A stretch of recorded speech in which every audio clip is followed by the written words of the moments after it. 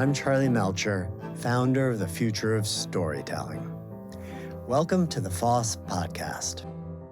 I recently came across a Substack from Joseph Pine, where he's writing his new book on transformation, scheduled to come out in 2025 from Harvard Review Press. What an interesting way to turn the act of authorship into a collaborative effort with one's readers. I'll include a link to it in the episode's description below if you want to join the conversation. For those of you who don't know Joseph Pine, he's the author of the seminal work, The Experience Economy, Competing for Customer Time, Attention, and Money, which he co-wrote with James Gilmore.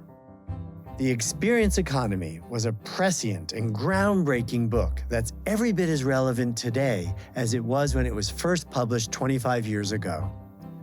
Joe has been a huge influence in my life, so I was honored to speak with him on this podcast back in 2021, and am pleased to reshare the episode with you today.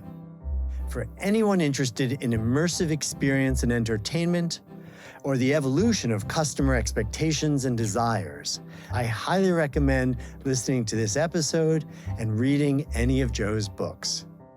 I hope you enjoy my conversation with Joe Pine.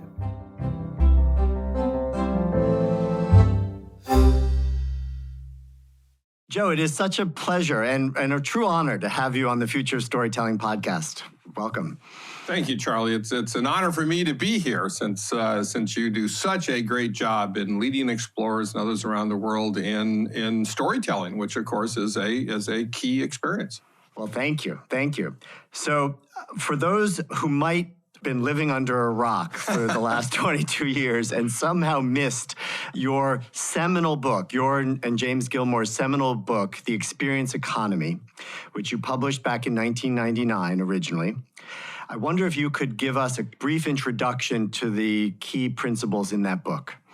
The core framework in the book we call the progression of economic value, that talks about how economic value that companies create for customers has changed over millennia, where in the beginning there was an agrarian economy based off commodities, and then we shifted to an industrial economy based off goods, and then the latter half of the 20th century we shifted into a service economy, and today we shifted into an experience economy, which means that experiences are a distinct economic offering, as distinct from services as services are from goods.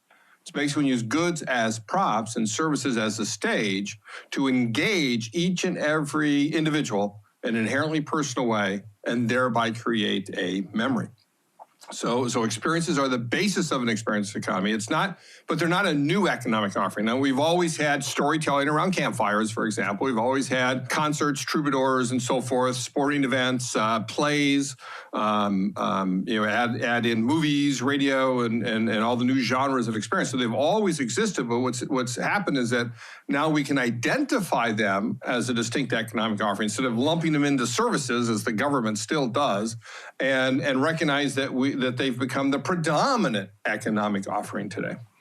Let's use, for example, this cup of coffee I'm holding. It's always my great pleasure when I do a podcast is to have myself a latte. So explain what you mean by going from commodities to goods to services to experiences with coffee as a metaphor. So you think about coffee at its core as beans. It's beans that farmers grow in the ground, extract out of the ground, and sell them on the open marketplace. And if you convert the future price of coffee, and there's a clue, anything that has a future price is a true commodity. You convert that future price from per pound to per bushel, what you find is that coffee costs, as a commodity, costs about 2 or 3 cents, US cents per cup of coffee. That's how much beans are in there. But if you take those beans and you roast them, you grind them, you package them, put on a grocery store shelf somewhere, now you can get 5, 10, 15 cents per cup, right? That's what manufacturers get. If you then perform the service of brewing it for a customer in a vending machine, a corner diner, bodega, kiosk, or 7-Eleven somewhere, now you get 50 cents, $1, $1.50 or $2 per cup of coffee. But surround the brewing of that coffee with the ambiance and the theater of a Starbucks, right? And now how much you pay? $3, $4, $5. I know that you've described business being partially theater, right? And I'd certainly think of that when you talk about Starbucks, this idea that you would go in there and the barista is kind of an actor and putting on a show and a personalized one for you to boot. Tell us a little bit more about the book and some of the other key ideas in that book. I know that you also talk about the importance of time. Yeah, so as you said, the original book, The Experience Economy, Work is Theater and Every Business is Stage, came out in 1999. We updated it in 2011, and then in 2020, we re-released it in hardcover again with a new preview based on the subtitle of Competing for Customer Time, Attention, and Money. And in the last 10 years, one of the things I really discovered is that the essence of experiences are about time. That we have tables in there that compare across all these different dimensions and of all the different economic offerings. But if you sum it up, experiences are about time. That in fact, what experiences do is that they offer time well spent. That people value the time that they spend with you. That's what they're paying for with an experience. Services, on the other hand, are time well saved. That you buy a service from somebody because they can do it better than you can. They can certainly do it more quickly than you can. It's an activity that provides you time well saved. And in fact, one of the things that's going on as we make this shift is that people want goods and services to be commoditized. They want to buy them at the greatest possible convenience, time well saved, and the least possible cost. Why? So they can spend their hard-earned money and their hard-earned time on the experiences that they value, that again provide that time well spent. I'm just curious where the idea for the Experience Economy book came from in the first place. Well, it was one of these serendipitous flash of insights. My first book came out before that, was called Mass Customization, about how you efficiently serve customers uniquely. Give everybody exactly what they want at a price they're willing to pay. Customization automatically turns a good into a service. If you look at the classic distinction between goods and services, goods are standardized, services are customized. They're done just for an individual person. Goods are inventoried after production, but services are delivered on demand when the customer says, this is what I want. So when you customize a good, whether it's a Dell computer or a Lutron Electronics lighting control or a drink of Coke in one of their freestyle machines that allow you to customize all the options to you, whatever it might be, what you're doing is that you're working with that individual customer to define what they want. Then and only then do you make it for them and deliver it to them individually, right, with no inventory. So it is a service. I actually wrote that book when I was at IBM, but after I left, I was still doing some work teaching at the IBM Advanced Business Institute. And I had a full day class with a bunch of IBM consultants. And when I said that, one of them in the back of the room, he's sort of a smart aleck, he raised his hand. He said, well, hey, hold on a sec. You talked about services that you can mass customize too. What does it turn a service into? And I shot back that mass customization automatically turns a service into an experience.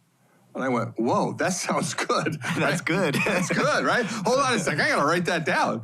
And so I wrote it down, I thought about it, I said, well, if that's true, then experiences are a distinct economic offering, right? And that's true, you'd have an economy based off of experiences, and that's where it all began, by recognizing that customization is the antidote to commoditization. So you anticipated that this would be an entire economy, right? That this would not just be a flash in the pan. Here we are 20 years later. Do you feel like you've been proved out? Or are we still just at the beginning of this experience economy? We're still sort of in the early stages, but absolutely it's been proved out that it's not that we and my partner Jim Gilmore and I identified a fad, but a fundamental change in the fabric of the economy. Again, and you can go back in history and you can look at how, again, experiences have always been around. But in the 20th century is where they really began to increase. You could in fact go back to, if I remember the date properly, July 13th, 1955. Right? You know what happened that day, Charlie? No idea. No idea. Oh, come on. Disneyland.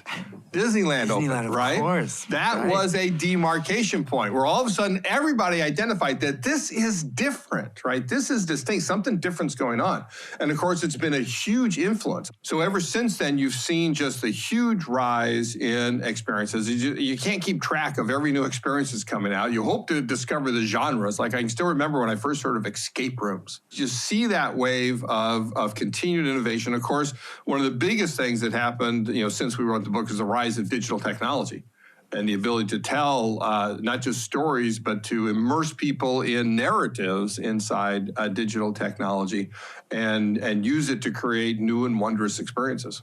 We had a guest on the show, on the podcast not long ago, Vince Cadlubeck from Meow Wolf. And he obviously is a huge fan of yours and the work that they do at Meow Wolf, creating immersive experiences, immersive spaces, is entirely inspired by or owes a tremendous amount to the experience economy, as do so many other fields that we celebrate at FoST, like immersive theater. As I look at it, and as I've learned more about your book, having read it, I really felt like maybe what you did was to study storytellers and to take some of the lessons from these crafts, these fields, whether it was theater or some of the newer things, immersive entertainment of other forms, and learn from that and think about how to apply that into a business side. Is that true? That is exactly true. We still can't remember. We remember the conversation that Jim and I had, but we still can't remember who said it. That one of us said, well, then work is theater. And that is and that's really stuck with it. Work is theater. And again, it's not a metaphor, work as theater. I literally mean that whenever workers are in front of customers, they're on stage. And they need to act in a way that engages the audience. And so one of the key elements of that is that it needs to have a dramatic structure. Right, and that's where story comes in. The dramatic structure that rises up to a climax and comes back down again. And there are many different dramatic structures you can look at, but the one I use most is, and everybody in theater will learn a Freytag diagram. Right? Freytag diagram comes from 19th century German performance Gustav Freytag, who was the first one to model the structure of plays, right, in the drama. And so the x-axis, interestingly, right, is time. Because again, experiences are about time, and the y-axis is the complications that ensue, or I like to call it the intensity of the experience. And he talked about 7 stages that rise up to that climax and come back down again. A lot of people have trouble keeping 7 stages in mind and that, so we developed a 5-stage model that's easy to remember because it's 5 E's. That it's about enticing, entering, engaging, exiting, and then extending. How do you entice people to want to be part of your experience? What's the first impressions you give them on entering? The main meat of it, where that full dramatic structure will come up to the climax of engaging, although of course all 5 stages need to be engaging, and then exiting, and then how do you extend that experience into the future? Something that I know you do wonderfully with the things that you provide to people after many of your storytelling and explorer sessions. If you can't remember that, there's the 3 stages. I often talk about, it's a story, right? It's a beginning, a middle, and end, right? That's what a story is. You got to have a beginning, a middle, and end, or use Disney's terms of pre-show, show, post-show, and then also a 1-stage model that if you only do one thing, then do this, and that's what's your signature moment. Right? What is that climax? What's the one thing that people remember from you? Whether it's showing the badge if you're a Geek Squad special agent, or throwing the fish at Pike Place Fish Market, or getting up and singing and dancing on the tables at Ed DeBevick's, whatever that signature moment is, then at least you've got that drama element into your experience. How important is that these experiences be multisensorial? It's incredibly important because we take experiences in through our senses. And so the more of the 5 senses you engage, the more particularly you engage each sense, then the greater the level of engagement and the greater the experience and the greater the memory, right? It's not to say that in all experiences, you have to engage all five senses, right? Okay, how can we, or can we evoke a sense of taste or evoke a sense of smell, even in a physical experience if we don't have it? There are some experiences where you don't want to engage all five senses. The most obvious example being a sensory deprivation environment where you're trying to disengage all senses on purpose. Or there are other things like salt breathe rooms, right? Where it's really the small salt air and so forth that you're really focused on. You don't want to have any taste. You don't want to have, well, maybe the salt gives you a taste on your tongue. And others where you're being very particular about what senses you're engaged, but engaging all five senses is a basic design principle. Joe, what's an example of a company that you helped to get from understanding that they were not in the services or products business, but into understanding that they were in the experience business? There are so many companies. Well, as easy as just start with manufacturers. Right, manufacturers have done that, and think about how they've created all of these flagship experiences. So you've got the World of Coca-Cola in Atlanta, you've got the Heineken experience in Amsterdam, the Guinness Storehouse, one of the best in Dublin, and on and on and on the list could go. One of my favorites that we have worked with is, in fact, Whirlpool Corporation, where they've done a number of things. One, they had for 5 years an in-experience studio in Atlanta, where they'd sell their kitchen appliances, right? The KitchenAid stuff, and then they brought in kitchen books and that sort of thing. They had cooking demonstrations and so forth. And behind, what I loved about it is behind the scenes, it was actually the place where they did a lot of training for their channel partners. Right? They had classrooms back there in the same place, and they learned a lot about finally being able to talk directly to consumers. The basic principle, particularly for manufacturers, but also applies to other companies, including even the experience stagers, that if you get your customers to experience your offering before they buy it, the chances they will buy it go up. And Whirlpool even created a wonderful employee experience called The Real World. Yeah, I love that. Right? They themed it after MTV's Real World program, except they spell it WHIRLED. Right, Whirl. Right, Yeah. right. So just like the MTV program, they take all their new sales trainees, they house them in a condominium house that they bought. Don't let them leave. They don't reimburse for meal expenses. You've got to make your own meals, cook your own meals there. They don't reimburse for laundry expenses. You got to wash your own clothes and so forth. And they do all the training in the commons area. And you actually do walk away with a video of your appearance at Whirlpool's The Real World. And they said sales retention rates have gone up over 50% since they did this. Wow. Now that's a great example. All of this, I feel, just keeps going back to creating experiences that are memorable, right? And if they are multisensory, if they are personalized, if they're immersive, if they're emotional, all of those things are what reinforce it as a memory. And then that lives inside the person. Right. In fact, I would say memory is definitional. If you did not create a memory, you did not stage an experience. I had a friend who used to do a lot of LARPing in Europe. Live action role-playing games for those who are maybe unfamiliar. Thank you. I'm supposed to be the one that makes sure everyone understands. You have more experience. Thank you. Right, live action role-playing games, and they would go into like a weekend or a day or two of being in character and having these adventures in a world.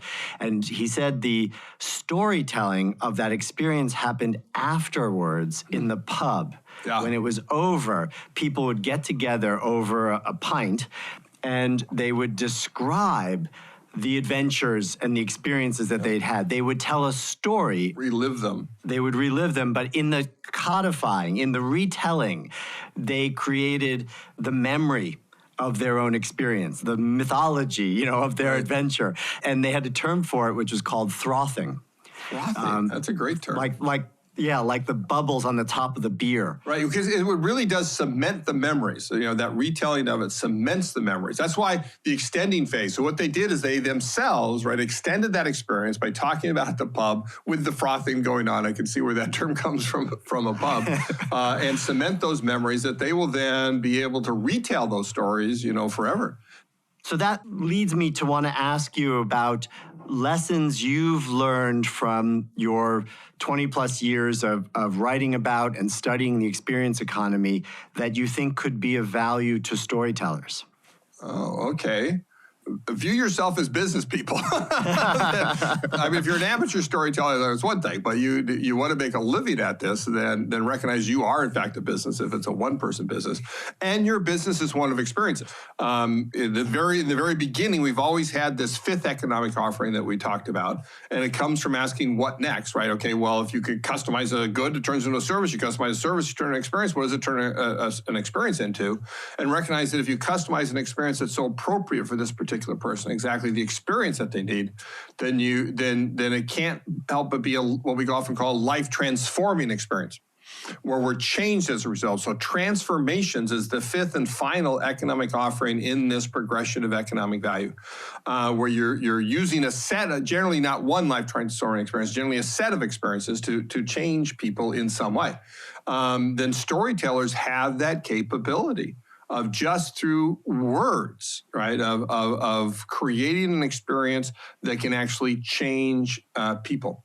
Customization, again, a key aspect is how can they get to know their audience? How can they change what they do? And the last thing I'll mention we talked about also is technology today.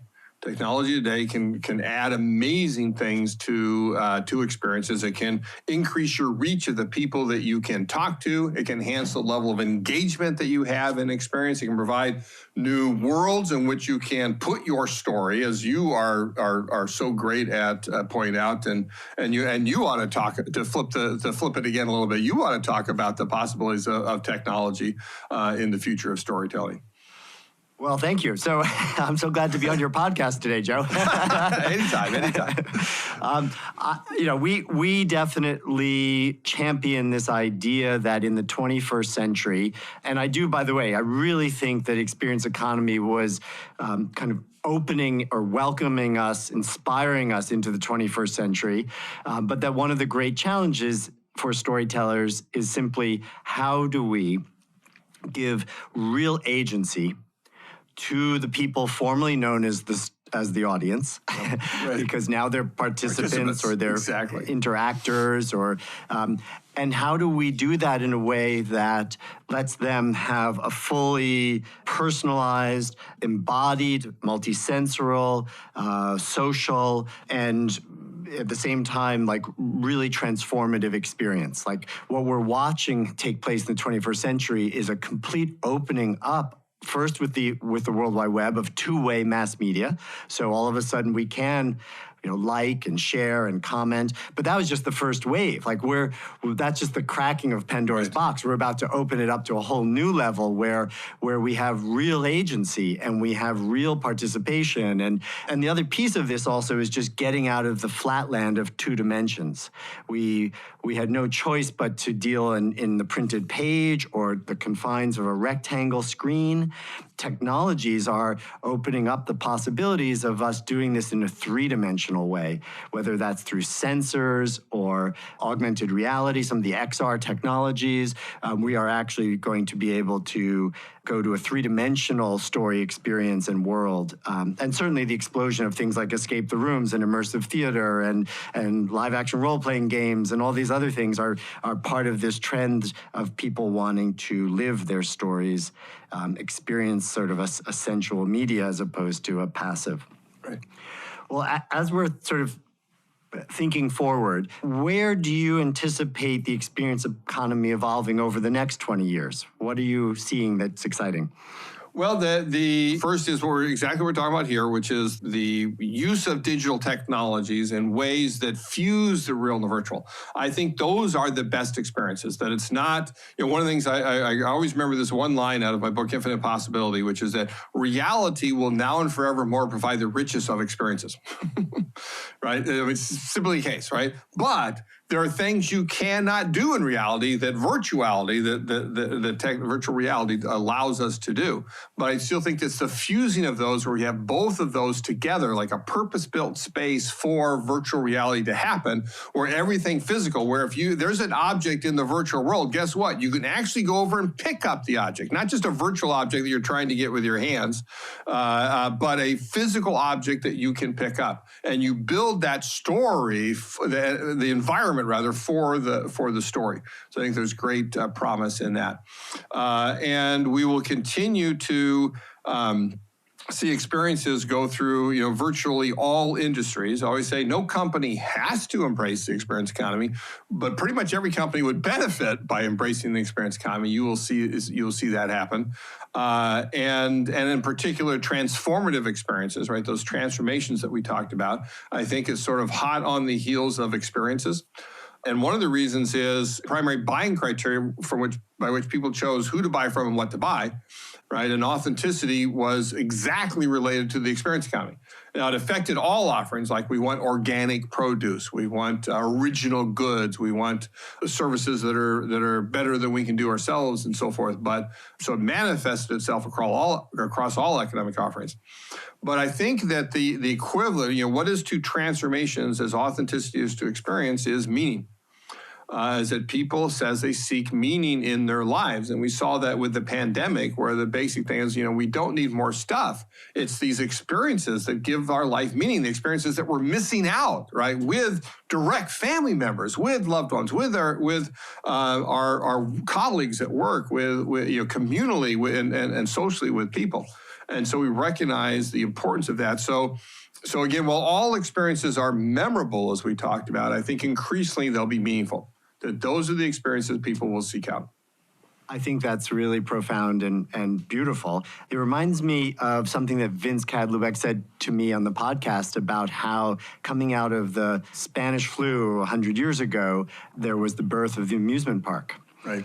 And so in some ways, the beginning of experience economy, not till maybe Disneyland, as you said, but the beginning of it as the hunger for the experiences, the Roaring '20s and the amusement park.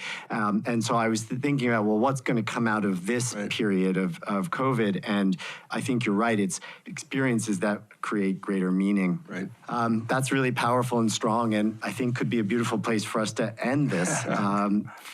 Thank you so much for being here. Thank you for being part of the FoST community, and look forward to anything you write and being able to read it. So thanks for being with us, Joe. Thank you, Charlie. It's been very gratifying to be here. I appreciate it. Thank you. Once again, I'm Charlie Melcher, and this has been the Future of Storytelling podcast. Thanks for listening. FoST is a hub for thinkers and doers, makers and shakers, and storytellers of all stripes to come together and imagine the future. To learn more about us, please check out our website at FoST.org and sign up for our free monthly newsletter, FoST in Thought. The FoST Podcast is produced by Melcher Media in collaboration with our talented production partners, Charts and Leisure. I hope to see you again soon for another deep dive into the world of storytelling. Until then, please be safe, stay strong, and story on.